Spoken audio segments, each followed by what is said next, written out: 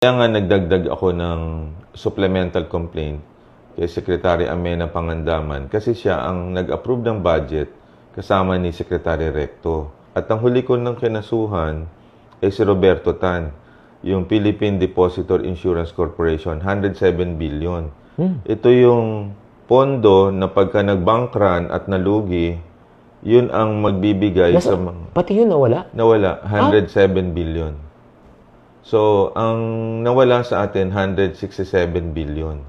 Unaccounted? Unaccounted. Ang final kasi ng case ng mga petitioners ay yung 60 billion. Nakaligtaan yung PDIC funds. Pati yun nagalaw? Nagalaw. So, just to give you a perspective, di ba tayo mga bank depositor na parating sinasabi na yung pera po natin ay protektado ng gobyerno, ng PDIC, ng worth dating 500,000, ngayon ay 1 million na. Tama po. So yung perang yun na nag-i-insure, yung 107 billion. Tama po. So ang ibig sabihin niyan, pati yun nawawala? Pati yun kinuha. So, pinapaimbestigahan ko yung presidente noon. At nabasa ko yung BSP Governor, Remolana, maayos naman, mabait. We have to get it. Kasi pag nag-bank run, saan tayo kukuha para doon?